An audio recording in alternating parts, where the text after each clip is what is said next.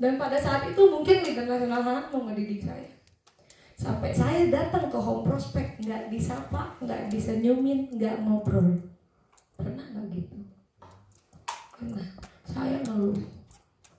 Banyak saya ngeluh. Sampai leader nasional anak nggak ngapa-ngapain, nggak senyum, nggak sapa, nggak ngobrol.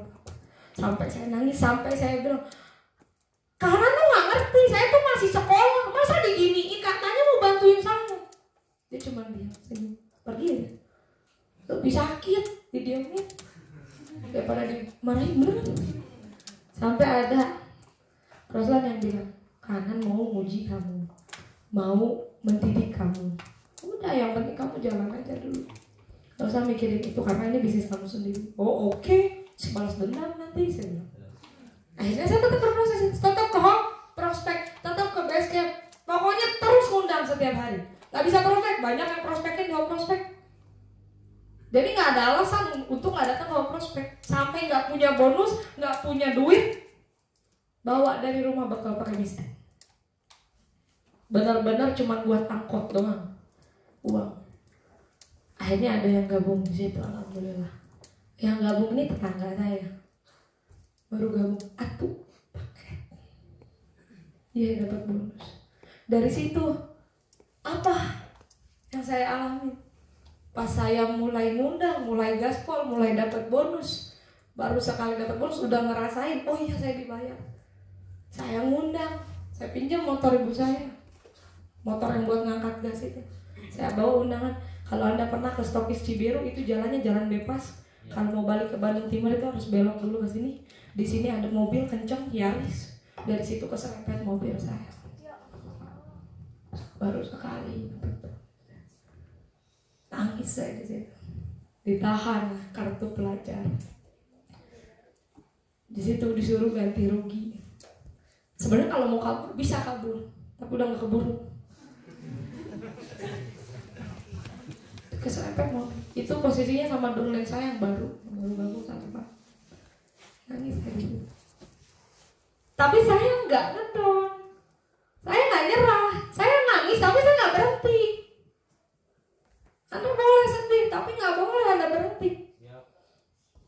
Ya udahlah, kerjain lagi. Mau dari mana gantiinnya? Kalau nggak dari Melia, mau kerja lagi jadi SPG, udah beres, nggak ada lagi bagi masa lalu.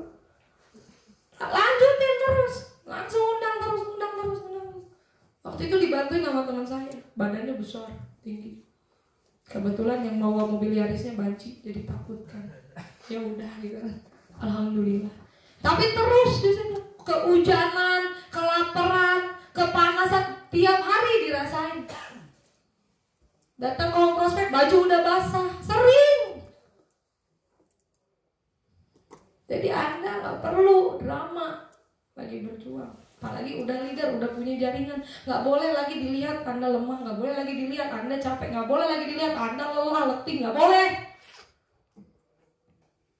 Dari situ saya berjuang. Terus prospek dijauhin sama teman.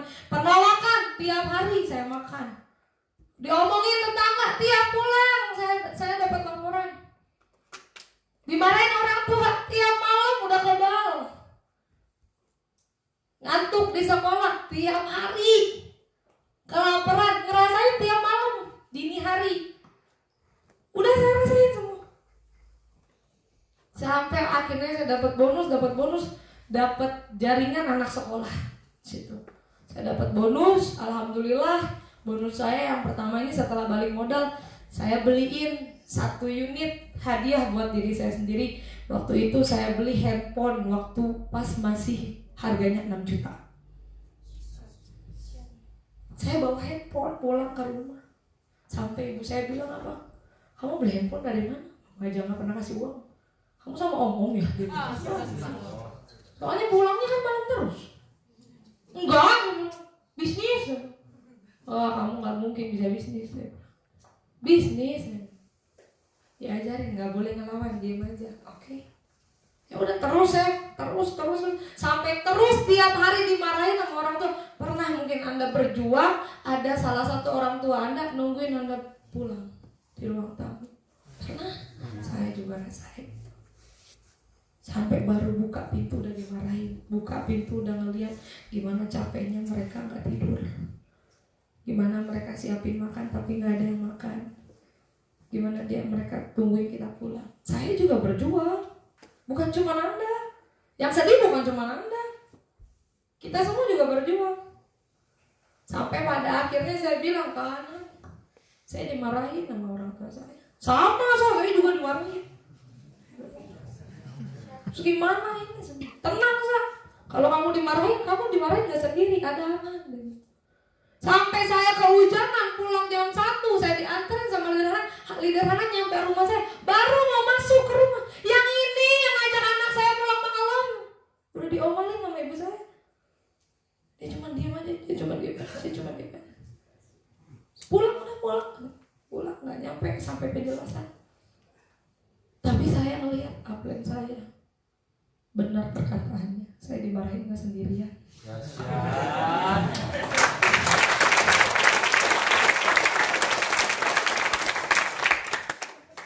Ini ya udah gitu, dari situ enjoy. Anda pernah nggak dimarahin sama sekolah, sama guru, sama BK? Kalau dimarahin bareng-bareng enak kan? Kalau dimarahin sendiri gede ya kan? Ya udah mending bareng-bareng gitu. Jadi dari situ saya nggak pernah mau ninggalin domain saya kalau dimarahin sama orang tuanya. Ya udah mending dimarahin bareng-bareng. Masih bisa ketawa. Ya kan? Akhirnya dari situ terus berjuang. Ngundang sampai saya belum bisa prospek di situ. Terus saya ngundang sponsoran. Dari situ mulai lagi timbul. Anda pikir setelah beli handphone enak? Anda pikir setelah punya bukti enak? Enggak. Karena semakin tumbuh pohon semakin besar badainya. Dari situ saya berjuang, saya pinjam motor tetangga buat ngundang. Pinjam motor tetangga saya buat ngundang. Pinjam ya motornya, knalpotnya yang udah diganti pakai motor knalpot racing yang berisik itu. Motornya bodinya udah nggak berbentuk. Ya udah dimodif gagal. Saya pinjam motor buat ngundang. Saya ngundang, jemput undangan saya, beres ngundang saya balikin. Pas dibalikin, dia datang ke rumah saya. Kenapa knalpotnya hilang? Loh, saya nggak tahu kenapa knalpotnya hilang. Disuruh lagi ganti, berapa harga knalpot? 600.000. Bonus aja belum ada. Nggak tahu saya hilangnya di mana itu knalpotnya. Tanya Pak Putra itu. Jadi kalau Anda ngerasa, saya belum punya bonus, saya banyak tantangan, hambatan, semuanya juga sama. Jadi udah deh gitu kan, laluin gitu. Biar apa? Menceritakan masa lalu memang indah, tapi lebih indah lagi Anda menceritakan masa lalu di saat masa kejayaan. Mantap. Siap. Akhirnya disuruh buat gantiin knalpot, minjem lagi, ngutang lagi saya. Karena tetangga nggak enak. Ibu saya yang dimarahin, yang diomelin sama ibunya. Minjem motor, knalpotnya hilang. Minjem lagi, minjem 100. Saya minjem 100.000 ke teman saya, 100 sampai 600.000. Karena apa? Nggak mungkin domain saya suruh ikut iuran. Orang dia satu paket belum dapat bonus. Ya udah gitu. Akhirnya dari situ apa yang saya lakukan? Saya datang ke OPP, hujan-hujan. Saya ketemu sama Pak Putra. Saya bilang, Kak, kayaknya aku mau berhenti aja di Melia. Soalnya aku gabung di Melia banyak masalah. Saya bilang, sambil saya nangis, udah mau berkaca-kaca. Oh bagus. Pak Putra bilang gitu. Saya bilang, gimana sih nih orang? Kamu hidup kan? Hidup. Kalau orang hidup pasti punya masalah. Hewan aja punya masalah. Kalau dia lapar itu masalah buat dia, ya kan? Pasti harus punya masalah. Kamu bayangin, yang harusnya kamu sukses di pekerjaan 40 tahun, ini di Melia dipres jadi 2 tahun. Jadi 2 tahun lagi kamu enak, enjoy, tinggal jalan, nikmatin hidup. Kamu mending pilih mana? Saya mikir nggak jadi ngedon, pulang lagi, ngundang lagi.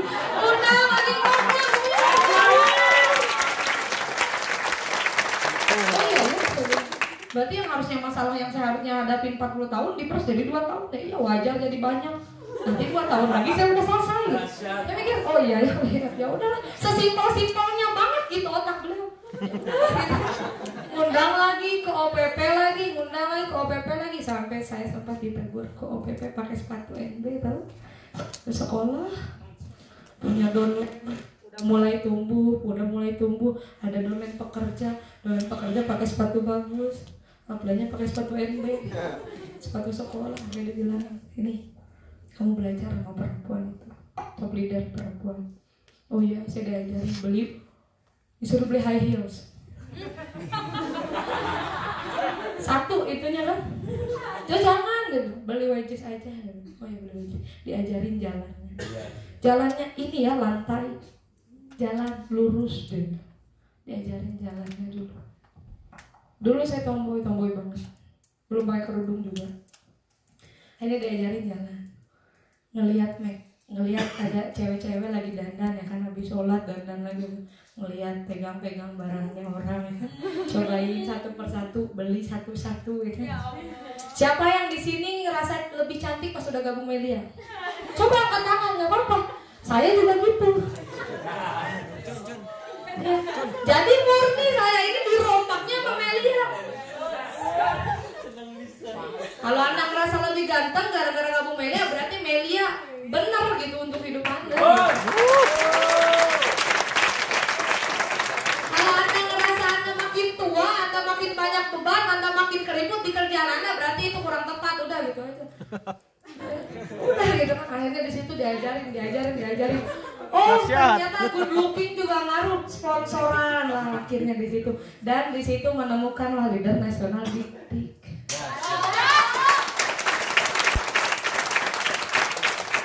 Jadi prosesnya nggak langsung ketemu jackpot, nggak langsung ketemu joker, tapi ketemunya juga lucu. Setiap saya pulang dari home prospect jam 1, jam 2 pasti saya update kegiatan gitu, update yang rame-rame workshop, apa ini home sharing apa kan. Sampai dia merhatiin saya, ini perempuan ya, DP-nya pakai jilbab, tapi update-nya jam 1 malam. Ini perempuan lagi ngapain katanya. Akhirnya saya chat, kakak aku ada bisnis, aku mau nawarin sama kakak, caranya masih nggak ada kelasnya lah gitu. Aku mau nawarin sama kakak. Oh saya mau udah banyak bisnisnya. Oh bisnis apa aja kak? Bisnis motor custom, bisnis usaha parfum ya kan, bisnis ini kafe ya kan. Oh gitu kak, aku mau belajar sama kakak, ketemu di depan makam. Saya kasih kakak, saya kan nggak bisa prospek, speaking juga seadanya, cuma dibakalin video. Kak aku punya video, kakak tonton ya videonya. Saya kasih video komunitas sama video bapak mama Daladan. Oh ini seru, ini ramai, makanya ayo ke base camp aku, kita main. Udah di base camp, dia ditanya sama leader Hanan, apa kesibukannya? Karyawan parfum kucing kak. Oh, usaha motor custom? Enggak. Ya kan, kadang suka di kafe. Oh di kafe ngapain? Ya nyanyi. Bukan usaha ya kan. Oh gitu deh. Akhirnya dijelasin di prospek jam 11 sampai saya ngedampingin Kahanan ini lagi prospek. Saya dampingin undangan saya sampai saya ngantuk. Anda tahu saya ngerjain PR di home prospek. Saya mau UAS besoknya, bikin kisi-kisinya di home prospek, semuanya di home prospek. Sampai saya ketiduran, sampai saya udah bener-bener 5 watt itu tetap saya duduk. Kadang saya pelor, tahu pelor? Nempel molor. Berhenti aja di dekat tembok, udah bisa saya tidur situ. Kadang saya kalau pulang dianterin ke Han itu tidur di motor, itu tidur gitu, saking nggak ada waktu tidur gitu.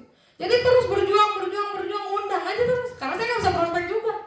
Nah dari situ leader Dik ini di prospeknya pas lagi jam ABS jam 11 malam, dia bilang, oh ada di toko, langsung ambil, langsung postmat di situ. Oh saya seneng ya kan. Tiba-tiba yang ngantuk jadi segar ya kan. Saya besok cair ya kan. Akhirnya di situ hoki kan. Saya nggak bisa prospek, leader Han ngebina leader nasional Dik. Akhirnya tumbuhlah di situ leader-leader yang baru yang laki-laki di situ. Maka apa? Perempuan kalau misalkan Anda udah di Melia, udah tinggal percantik diri ya kan. Tinggal Anda bisa asah aja diri Anda akan menciptakan 1000 pasukan laki-laki. Karena apa? Perempuan ini magnet. Saya bilang perempuan ini magnet. Ya.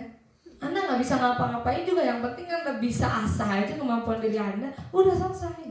Saya bilang perempuan di media nggak perlu cantik, yang penting apa, nilai plusnya diajak ngobrol masa depan nyambung, gitu kan cowok? Iya.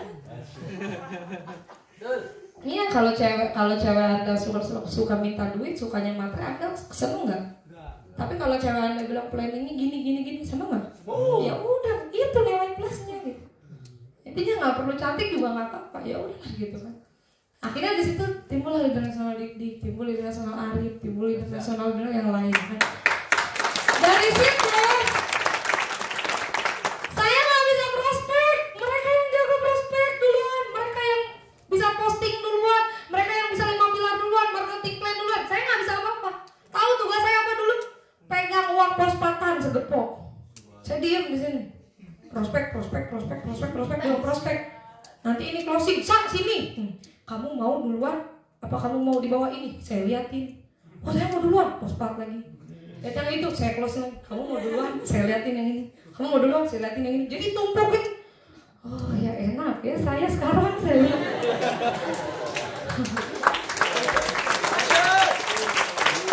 Tapi di situ ditegur sama leader Hanan. Mau sampai kapan? Dolen kamu pintar, kamu nggak pintar. Akhirnya saya cepet dicuekin itu sama leader Hanan ya kan. Akhirnya saya harus belajar gimana caranya saya harus lebih pintar daripada teman saya. Saya nggak boleh kelihatan bodoh di depan mereka. Saya barulah di situ mau prospek. Jadi kalau Anda ngelihat saya hari ini, janganlah, lihat saya prosesnya dulu. Baru saya disitu prospek. Anda tahu prospek pertama kali saya gimana? Leader Hanan sengaja ngundang. Di situ cuma ada saya, undangan leader Hanan, ada leader Hanan. Leader Hanan cuma bilang, nanti yang akan menjelaskan ini wanita tangguh yang bonusnya udah luar biasa. Saya lihat kiri kanan, nggak ada lagi perempuan.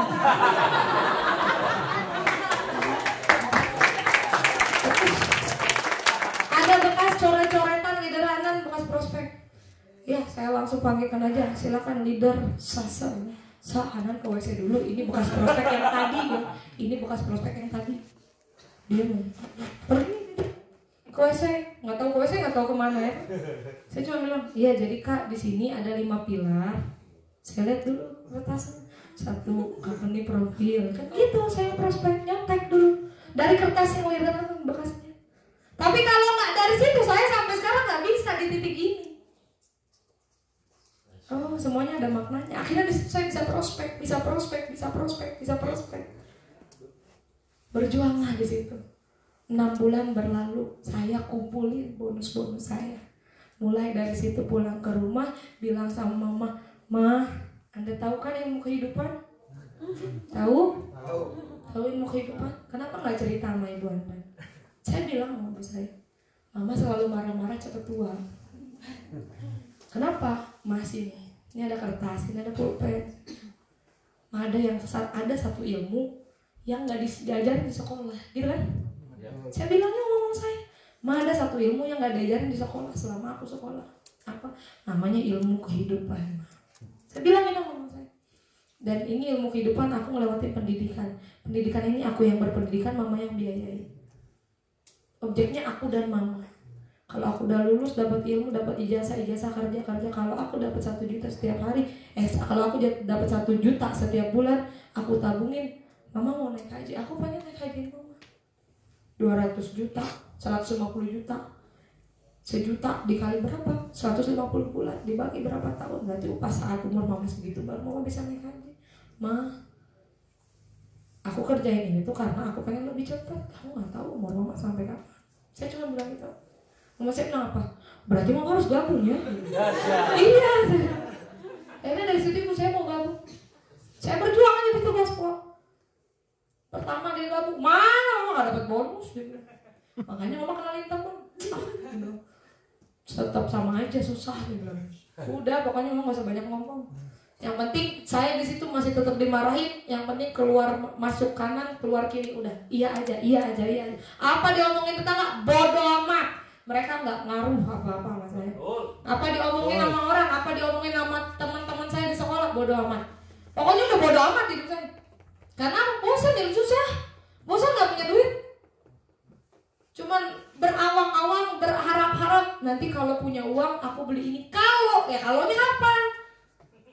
Ya udah gitu kan, terus aja berjuang. Sampai saya diarahin. Waktu itu lulus sekolah, kawan-kawan, ada satu momen yang saya nggak pernah lupa di situ. Pas saat saya mulai, teman-teman saya ngajuin SNMPTN, saya enggak. Karena apa? Saya udah ngerasa kayaknya saya nggak akan kuliah karena nggak ada duit buat ibu saya. Terus ada SBMPTN, betul kan? SBMPTN ini berbarengan sama momentum di Melia. Saya lebih pengen momentum di Melia.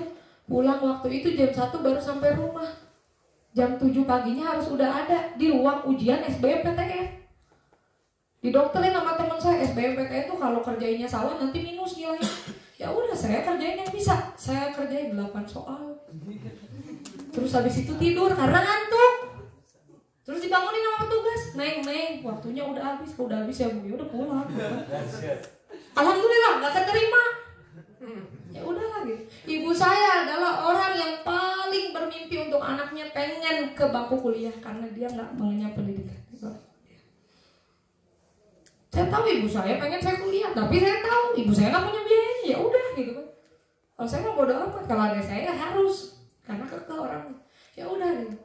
Sampai saya bilang sama leader di Melia, Kak, kayaknya Sasa nggak akan kuliah. Sampai ada satu telunjuk dekat sama mata saya. Jangan bodoh, jangan tolol, dia bilang gitu. Kenapa saya bilang? Kamu lihat ibu kamu di rumah nungguin apa? Kamu teh kerjain Melia teh buat apa? Jangan mikirin biayanya, kerjain sekarang. Undang yang banyak, kita bantuin semua prospek gitu. Coba cepat daftar. Berapa uang kamu sisa terakhir? Terakhir 300.000. Masuk ke jalur terakhir ujian mandiri, didaftarin sama leader Melia. Nggak tahu pilihan 1, pilihan 2, pilihan 3 apa, nggak ngerti. Pokoknya hari ini, tanggal ini, ruangan ini, nomor bangku ini kamu harus tes di situ. Saya lulusan SMA, kawan-kawan. Anda tahu SMA nggak ngobrolin alat gundul? Tahu kan?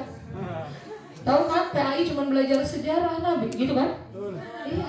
Saya lulusan SMA. Lulusan SMA juga kadang bolos. Kalau bolos pasti nggak ada duit buat sekolah, nggak ada buat jajan, gitu. Akhirnya apa? Pas saya tes, saya bilang dalam hati, ya Allah, kalau keterima syukur, nggak keterima nggak apa-apa. Masuk saya ke ruang ujian dan benar, karena UIN yang keluarnya Arab gundul. Gimana saya baca? Gimana saya baca aja nggak bisa, gimana jawab? Tapi bersyukur kan, pakai kemeja, ngitung kancing.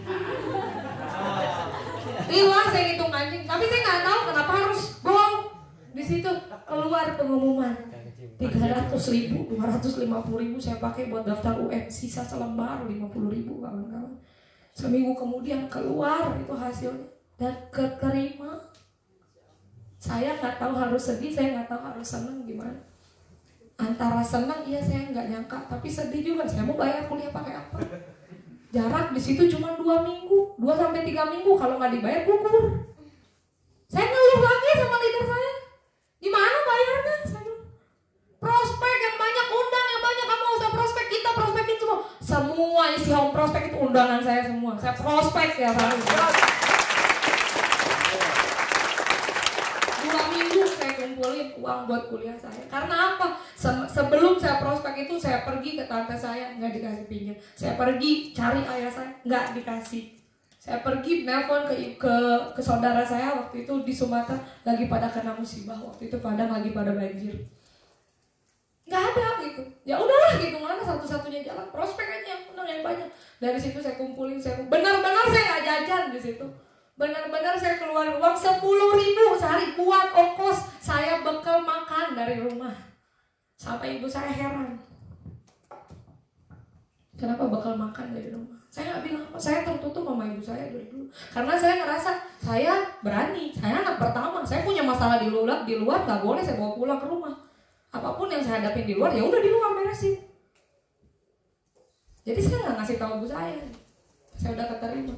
Akhirnya saya dibantuin ini ke sini bayar kuliahnya, bayarlah saya kuliah di sini. Diteleponin hari Senin harus prospek jam segini, harus udah ada di kampus, pakai rok warna hitam, bajunya putih, kerudungnya warna merah. Saya nggak punya rok. Roknya rok SMA, roknya harus hitam gitu. subuh-subuh tuh. Satu momen yang gak pernah saya lupa sampai sekarang, kawan-kawan. Ibu saya lagi nge-DJ waktu itu, cuci piring. Saya mandi, dia subuh-subuh itu saya mandi, ibu saya lagi cuci piring. Saya jujur ya, saya nggak pernah bantuin apa-apa, durhaka di rumah. Karena apa? Ibu saya tahu saya mah orangnya kalau disuruh ke dapur nggak bisa. Tapi kan nanti lama-lama ujungnya harus belajar. Ya nanti aja sebenarnya. Ibu saya lagi cuci piring, saya mandi subuh-subuh, nggak boleh telat. Leader Melia ini udah nelponin saya dari semalam, nggak boleh telat. Saya nggak tahu, nggak punya persiapan apa-apa. Ospek juga apa sih ospek gitu kan. Akhirnya saya mandi, keluar dari pintu kamar mandi, ibu saya sapa saya. Tumben Kak mandi pagi-pagi. Saya bilang apa? Udah mah nggak usah banyak nanya. Sekarang pinjemin kakak bajunya harus putih, roknya harus hitam, kerudungnya harus merah. Sekarang ya.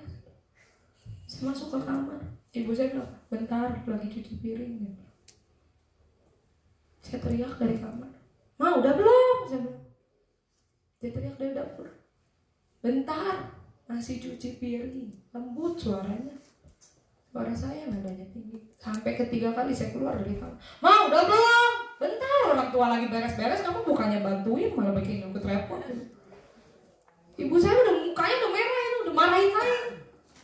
Tahu orang Batak gimana lah? Di situ saya baru ngeliat ibu saya marah, karena baru saya perhatiin. Selama ini saya nggak pernah ngobrol, jarang. Jauh sama ibu saya karena saya dekatnya sama ayah saya. Semenjak ayah saya nggak ada, saya harus ngobrol sama ibu saya kan? Saya cuma sebatas ngobrol, mama masak apa? Makan, iya berangkat udah gitu. Tapi saat itu saya lihat ibu saya marah. Saya istighfar dalam hati, saya ambil handphone saya. Ma, ini saya mau ospek, saya mau keterima. Saya mau ospek, saya keterima. Saya mau ospek, ma, saya bilang. Ibu saya taruh cucian piring, dia lari keluar 10 menit berselang. Dia datang ke kamar saya. Kamu mau ospek? Ini bajunya, saya mau mantap. Dia pinjam ke tetangga. Di situ saya diantarin sekolah sampai gerbang UIN, ibu saya subuh-subuh. Akhirnya saya ospek gitu. Kawan-kawan, kalau nggak ada leader Melia yang selalu setia, yang selalu terus memotivasi saya buat jalan terus, buat terus berjuang, saya nggak akan ada di titik ini. Maka beruntung kita ada di kendaraan yang tepat. Hari ini saya adalah mahasiswa, dan itu cita-cita ibu saya. Akibat saya jalani Melia Sehat Sejahtera.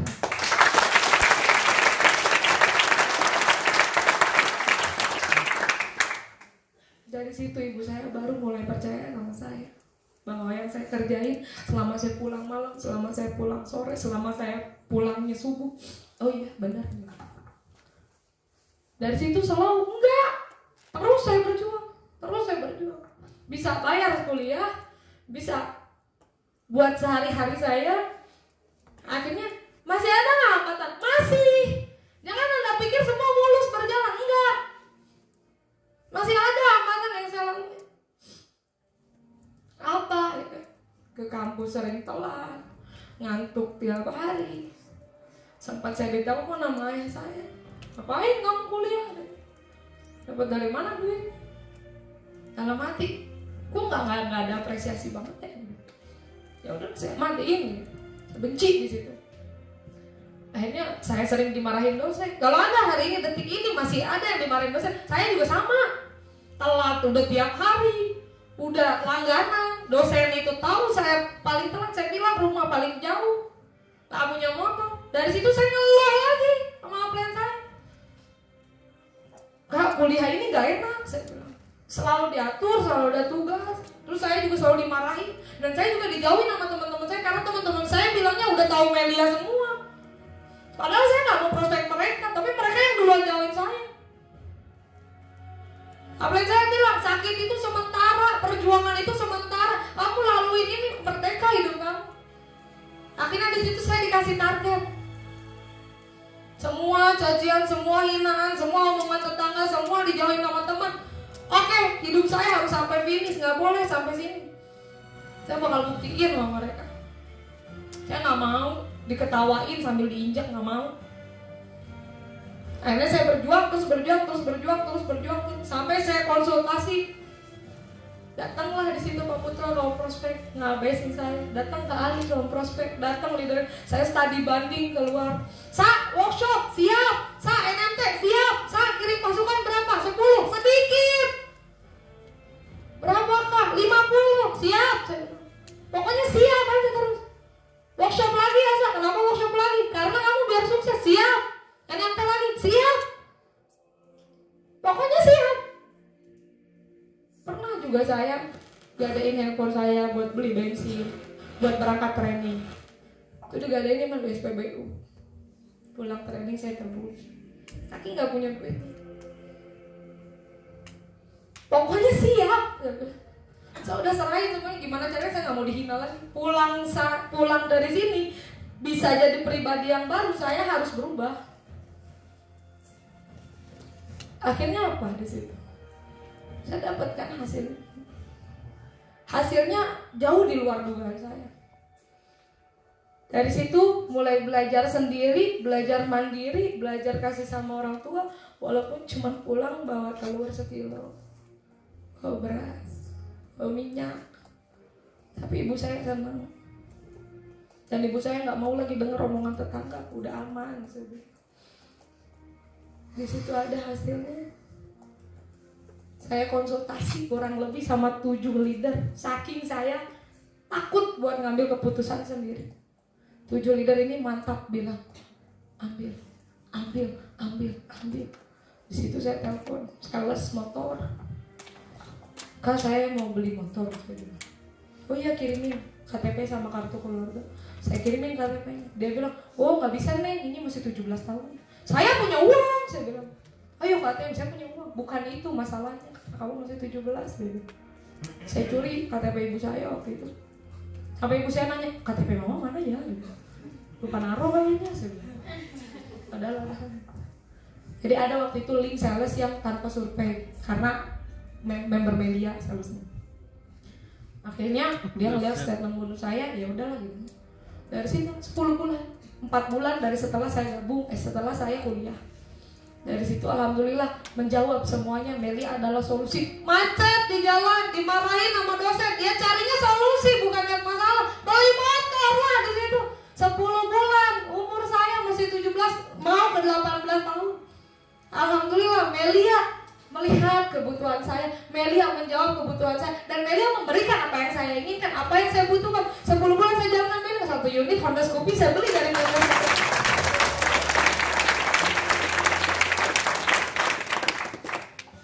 Sampai pada waktu itu saya duplikasi upline saya di situ, pakai plat nomornya, belakangnya mindset is doa, namanya Sasa. Saya parkirin di depan rumah saya, ada anak-anak Tarka lagi mintain dana buat 17 Agustus. Saya udah gak mau hirauin mereka lagi, saya cuma titip uang 200.000 buat donasi ke mereka. Sampai ibu saya udah Melia main tip nih. Tante, Batak kan bilangnya tante, itu saya udah beli motor. Iya, itu dari Propolis. Ibu saya bilang gitu. Nih, oh iya makasih tante. Ini ya dari Sasa, hasil Propolis. Oke. Akhirnya dari situ mulai saya buktiin. Saya bilang ke teman-teman saya, bukan Melia yang jelek, kalian yang belum tahu dalamnya. Aku juga bisa nilai kamu jelek karena aku nggak tahu dalamnya kamu gimana. Coba kamu jelasin aku gimana diri kamu, biar aku nggak jelek sama kamu. Makanya aku coba jelasin Meli ke kamu, biar kamu juga nggak mandang Meli jelek. Urusan kamu nggak kamu masuk ke urusan kamu. Saya prospek sama teman, lebih pede di sini. Ke kampus udah nggak telat lagi. Ke kampus pakai motor hasil keringat sendiri. Saya tahu masih banyak motor yang lebih mahal, saya tahu. Tapi takaran sukses bagi saya, seberapa cepat saya mewujudkan apa yang saya butuhkan. Bukan masalah motornya, masalah saya umurnya segini. Dari kakek buyut ke nenek moyang saya nggak ada yang 17 tahun beli motor. Lebaran, saya bawa motor saya bonceng ibu saya bonceng adik saya, kumpul keluarga. Enak di situ. Tapi jangan Anda pikir di situ nggak ada hambatan, tantangan itu ada, masih ada lagi. Dari beli motor saya berproses, saya ngebina jaringan.